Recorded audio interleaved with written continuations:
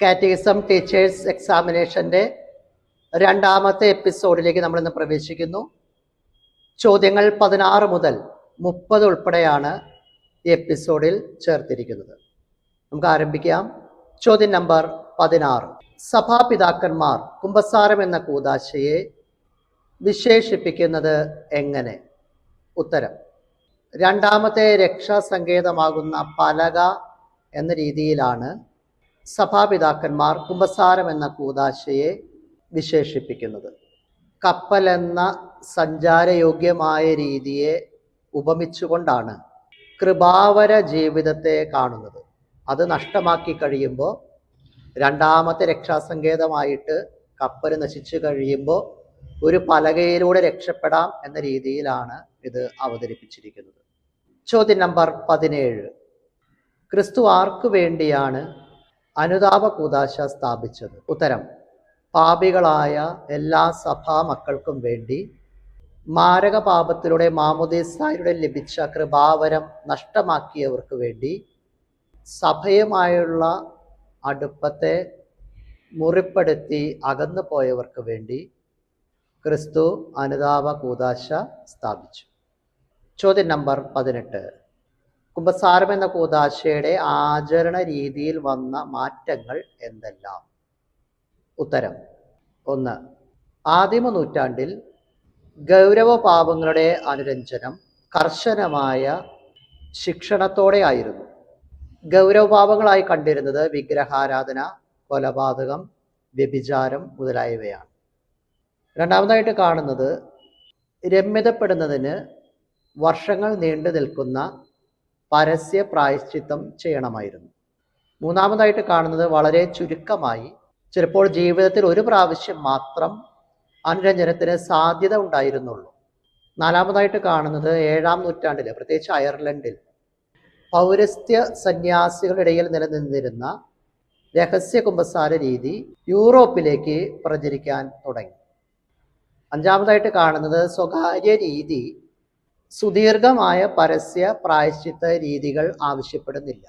ആറാമതായിട്ട് കാണുന്നത് ഈ കാലഘട്ടം മുതൽ വൈദികനും പാപിയും തമ്മിൽ രഹസ്യമായി ഈ കൂദാശ പരികർമ്മം ചെയ്തു പോരുന്നു. ഏഴാമതായിട്ട് കാണുന്നത് ഇതോടെ ഈ കൂദാശ കൂടെ കൂടെ ചെയ്യാനുള്ള സാധ്യത തുറന്നു കിട്ടി. എട്ടാമതായിട്ട് കാണുന്നത് രഹസ്യ കൂദാശയിലൂടെ മാരകപാപങ്ങളും ലഘുപാപങ്ങളും ഒറ്റ കൗദാശിക പരികർമ്മത്തിലൂടെ നേടിയെടുക്കാൻ സാധ്യത സംജാതമായി. ചോദ്യം നമ്പർ 19. കുമ്പസാരം എന്ന കൂദാശയുടെ പരികർമ്മ രീതിയിൽ വ്യത്യാസം വന്നപ്പോഴും മാറ്റമില്ലാതെ തുടർന്ന വസ്തുതകൾ ഏവ? ഉത്തരം: മാനസാന്തരത്തിന് വിധേയനാകുന്ന വ്യക്തിയുടെ പ്രവർത്തികൾ, മനസ്താപം, ഏറ്റുപറച്ചിൽ, പരിഹാരം ചെയ്യൽ എന്നിവയാണ്. യേശുവിൻ്റെ നാമത്തിൽ പാപങ്ങൾ ക്ഷമിക്കപ്പെടുന്നു, പരിഹാര രീതി നിശ്ചയിക്കുന്നു, പാപിക്ക് വേണ്ടി പ്രാർത്ഥിക്കുന്നു, പാപിയോടൊപ്പം പ്രായശ്ചിത്തം ചെയ്യുന്നു, പാപി സുഖമാക്കപ്പെട്ട് സഭാ കൂട്ടായ്മയിൽ വീണ്ടും എത്തിപ്പെടും. ചോദ്യം നമ്പർ 20. എന്താണ് മനസ്താപം?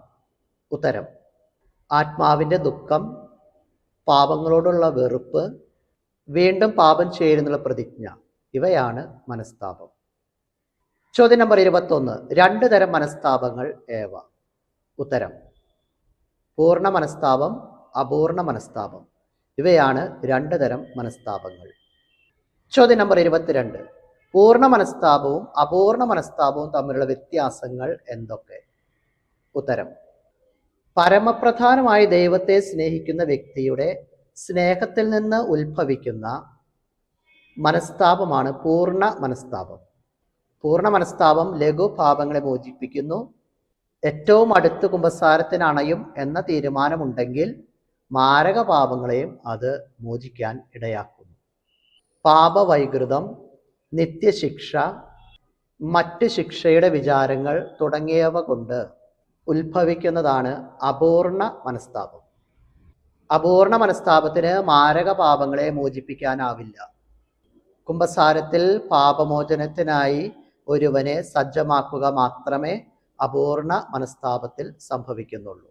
ചോദ്യം നമ്പർ 23. പാപങ്ങളുടെ ഏറ്റുപറച്ചിലിൽ സംഭവിക്കുന്നത് എന്ത്? ഉത്തരം: സ്വയം അംഗീകരിക്കുന്നതിലൂടെ വ്യക്തി തൻ്റെ അപരാധങ്ങളെ ആത്മാർത്ഥമായിട്ട് നോക്കിക്കാണും, പാപങ്ങളുടെ ഉത്തരവാദിത്തം ഏറ്റെടുക്കുന്നു, പുതുജീവിതം സാധ്യമാക്കാൻ ദൈവവുമായും സഭയുമായും വീണ്ടും കൂട്ടായ്മയിലേക്ക് എത്തുന്നു. ഇതൊക്കെയാണ് പാപങ്ങളുടെ ഏറ്റുപറച്ചിലിൽ സംഭവിക്കുന്നത്. ചോദ്യം നമ്പർ 24. ലഘുപാപങ്ങളെ ഏറ്റുപറയേണ്ടതുണ്ടോ? ഈ ഏറ്റുപറച്ചിൽ എങ്ങനെയാണ് നമ്മെ സഹായിക്കുന്നത്? ഉത്തരം: ഏറ്റുപറച്ചിൽ നമ്മെ സഹായിക്കുന്നത് മനസാക്ഷി രൂപപ്പെടാൻ, തിന്മയായ പ്രവണതകളോട് പൊരുതാൻ, നമ്മിൽ ക്രിസ്തു രൂപപ്പെടാൻ, ആത്മീയ ജീവനിൽ വളരാൻ. ചോദ്യം നമ്പർ 25. പാപങ്ങൾ ഏറ്റുപറയുന്ന വ്യക്തി ദൈവത്തോടൊപ്പം പ്രവർത്തിച്ചു തുടങ്ങുന്നു. വിശുദ്ധ അഗസ്തീനോസിന്റെ ഈ പ്രസ്താവനയെ വിശദീകരിക്കുക. ഉത്തരം: പാപങ്ങൾ ഏറ്റുപറയുന്ന വ്യക്തി ദൈവത്തോടൊപ്പം തന്നെ കുറ്റം ചുമത്തുന്നു. മനുഷ്യൻ ദൈവസൃഷ്ടിയും പാപം മനുഷ്യ സൃഷ്ടിയുമാണ്. മനുഷ്യന്റെ കുറവുകളെ വെറുക്കുമ്പോഴാണ് സൽപ്രവൃത്തികൾ ആരംഭിക്കുന്നത്. കുമ്പസാരത്തിൽ വ്യക്തി തന്നെ തിന്മയെ കുറ്റപ്പെടുത്തുന്നു. ചോദ്യം നമ്പർ 26. പാപങ്ങൾക്ക് പരിഹാരം ചെയ്യേണ്ടത് അനിവാര്യമാകുന്നത് എങ്ങനെ? ഉത്തരം: പാപം മൂലം ദൈവത്തോടും അയൽക്കാരനോടുമുള്ള ബന്ധത്തെ ദുർബലമാക്കുന്നു. കുമ്പസാര പാപമോചന ആശീർവാദത്തിലൂടെ മോചനം ലഭിക്കുന്നു. എന്നാൽ പാപം വഴി ഉണ്ടായിട്ടുള്ള എല്ലാം അത് പരിഹരിക്കുന്നില്ല. പാപി തൻ്റെ ആധ്യാത്മിക ആരോഗ്യം വീണ്ടെടുക്കേണ്ടതുണ്ട്. പ്രതിവിധിയായി എന്തെങ്കിലും കൂടുതൽ ചെയ്തുകൊണ്ടാണ് ഈ വീണ്ടെടുപ്പ് നടത്തേണ്ടത്. ചോദ്യം നമ്പർ 27.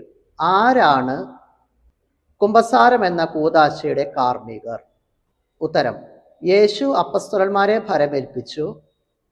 അവരുടെ പിൻഗാമികൾ മെത്രാന്മാർ, വൈദികർ തുടങ്ങിയവർ ഈ ശുശ്രൂഷയുടെ കാർമ്മികരാകുന്നു. ചോദ്യം നമ്പർ 28. കുമ്പസാരത്തിൻ്റെ കൗദാശിക മുദ്ര എന്നറിയപ്പെടുന്നത് എന്ത്? ഉത്തരം: അനുതാപി ഏറ്റുപറയുന്നവ പരമരഹസ്യമായി സൂക്ഷിക്കണമെന്ന് സഭ പ്രഖ്യാപിക്കുന്നു. കുമ്പസാരത്തിലൂടെ അറിയുന്നവ പ്രത്യക്ഷമായോ പരോക്ഷമായോ വൈദികൻ ഉപയോഗിക്കുവാൻ പാടുള്ളതല്ല. കുമ്പസാരത്തിൻ്റെ രഹസ്യാത്മകതയാണ് കൗദാശിക മുദ്ര എന്ന് വിളിക്കുന്നത്. ചോദ്യം നമ്പർ 29. കുമ്പസാരം എന്ന കൂദാശയുടെ ഫലങ്ങൾ എന്തെല്ലാം? ദൈവവുമായുള്ള അനുരഞ്ജനം, സഭയുമായുള്ള അനുരഞ്ജനം, ജീവിതാന്ത്യത്തിൽ നേരിടുന്ന ന്യായവിധിയുടെ മുൻ ആസ്വാദനം എന്നിവയാണ് കുമ്പസാരം എന്ന കൂദാശയുടെ ഫലങ്ങൾ. ഇവയിലൂടെ അനുഗ്രഹങ്ങൾ പുനഃസ്ഥാപിക്കപ്പെടുന്നു, ദൈവമക്കളായി തുടരുന്നു, സാഹോദര്യം പുനഃസ്ഥാപിക്കുന്നു. ചോദ്യം നമ്പർ 30. എന്താണ് ദണ്ഡവിമോചനം? ഉത്തരം: ക്ഷമിക്കപ്പെടാത്ത പാപങ്ങളുടെ ശിക്ഷയിൽ നിന്ന് വ്യവസ്ഥകൾ പാലിച്ച് ഒരു വിശ്വാസി മോചനം പ്രാപിക്കുന്നതിനെയാണ് ദണ്ഡവിമോചനം എന്ന് വിളിക്കുന്നത്. രണ്ടാമത്തെ എപ്പിസോഡ് ഇവിടെ പൂർണ്ണമാകും.